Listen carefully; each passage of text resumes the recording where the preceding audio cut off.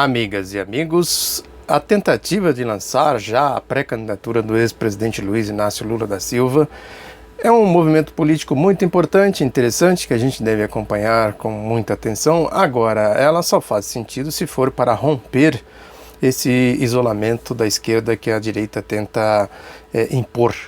A direita cria aí seus diques, cria aí as suas barreiras políticas, ideológicas, a perseguição ao ex-presidente Lula, essa vergonhosa perseguição política ao ex-presidente Lula é o sintoma mais evidente disso, dessa barreira, Tenta botar a esquerda no gueto, fazer com que a esquerda não se mexa, não se movimente, e a possibilidade da esquerda se movimentar, se mexer é exatamente ter uma visão de amplitude, não se deixar isolar.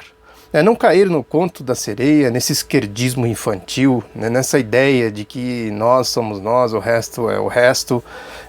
Isso certamente não tem nenhuma consequência prática, não resulta em nada. Nós sabemos muito bem que o centro, uma frente de centro-esquerda no Brasil sempre foi uma questão muito importante, uma questão fundamental. Toda vez que os movimentos democráticos, trabalhistas, sociais se movimentaram nessa direção, o resultado foi positivo. Ao longo da história, a esquerda só conseguiu se pronunciar e aplicar o seu projeto, o seu programa de governo, quando ela teve essa visão de amplitude. O caso mais emblemático foi a eleição do ex-presidente Lula em 2002. Ela só foi possível quando a esquerda conseguiu fazer uma composição com setores importantes do centro. Já nas eleições de 1989, a gente viu quando a esquerda se uniu, quando a esquerda, principalmente no segundo turno, teve uma visão mais ampla, o Lula só não ganhou as eleições por conta da Rede Globo, do jogo sujo da Globo, naquele episódio muito conhecido da eleição do ex-presidente Collor. Agora nós estamos numa situação também com essa característica, a necessidade de fazer com que a esquerda não fique no isolamento. Aliás, retrocedendo ainda mais na história, nós podemos, eu já falei aqui em outra ocasião, do enfrentamento à ditadura do Estado Novo, lá, a ditadura de 1937. Quer dizer, aquela ditadura só foi rompida quando houve essa amplitude, aquela questão do Partido Comunista do Brasil, da União Nacional. Foi assim que se chegou à Constituinte de 1946 e o fim da ditadura do Estado Novo. Aí depois a direita sempre se utilizando dos seus recursos, quando ela viu naquela ocasião que não poderia vencer a esquerda num processo democrático, num processo constitucional, podemos dizer assim, ela apelou para os seus velhos métodos da violência, da mentira. Foi quando eles jogaram o Partido Comunista do Brasil na clandestinidade e caçaram a bancada, todos os eleitos do Partido Comunista do Brasil, isso no começo de 1948. Depois a democracia veio aí meio que aos trancos e barrancos, até chegar aquelas campanhas violentas contra o Getúlio Vargas, contra o Juscelino Kubitschek, contra o João Goulart e o golpe de 1964. São essas mesmas forças que depois jogaram sujo para eleger o Collor, jogaram sujo para eleger o Fernando Henrique, reeleger o Fernando Henrique e jogaram sujo desde que o Lula se elegeu em 2002, desde que ele tomou posse, mais precisamente em 2003. Então nós devemos sim sempre olhar esse processo histórico para a gente compreender qual é o jogo. Como é que se joga o jogo político no Brasil, qual é o sentido, a estrutura social brasileira, a questão do PIB.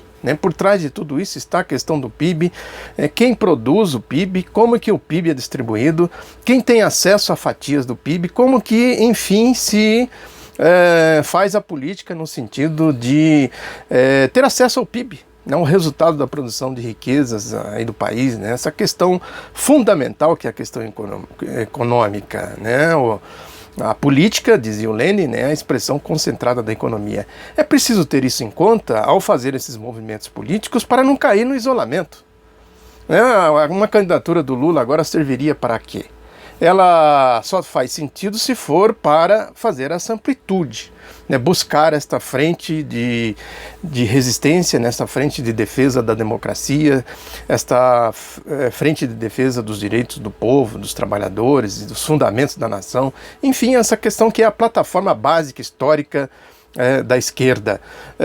Nós temos aí um caso agora que diz muito respeito a essa questão, que são as eleições para a presidência da Câmara dos Deputados e do Senado. É importante a gente olhar os movimentos que se faz nessa direção, para a gente compreender essa questão do isolamento, não ficar aí em guetos, né, fazendo pregações principistas, né, pregações dogmáticas, sectárias, que não resolvem nada, não tem nenhum sentido prático, não tem nenhuma consequência. É importante a gente entender que a política, no sentido literal do termo, no que ela quer dizer de fato, ela precisa ser feita levando em consideração toda a complexidade de uma sociedade, né? No nosso caso, no caso do Brasil, a complexidade é muito grande.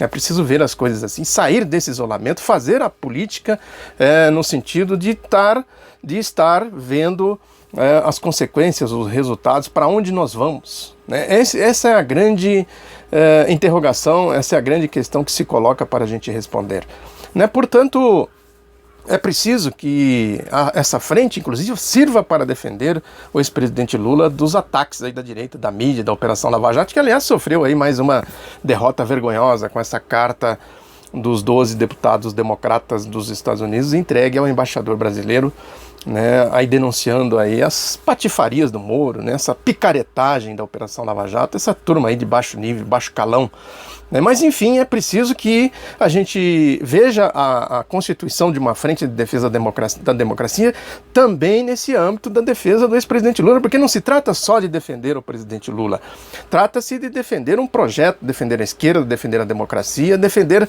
tudo que é a antítese desse projeto golpista, da vigarice da Operação Lava Jato, né, dessa vigarice dessa campanha midiática contra o ex-presidente, enfim, da vigarice do golpe, né? É preciso se mover, se mexer, portanto a pré-candidatura do ex-presidente Lula só faz sentido se for nesse âmbito. Fora disso é gueto, fora disso é sectarismo, né? E o PT, é preciso que a gente diga aqui que muitas vezes ele tem enveredado por essa prática do sectarismo, né, do gueto, né, de que nós é nós somos nós, né, no popular, nós é nós, né, como diz o povo por aí, nós somos nós, o resto que se dane, que se lixe. Não é bem assim, as coisas não funcionam assim, né, e sem dúvida alguma que o PT pagará muito caro se não compreender essa questão deste ponto de vista.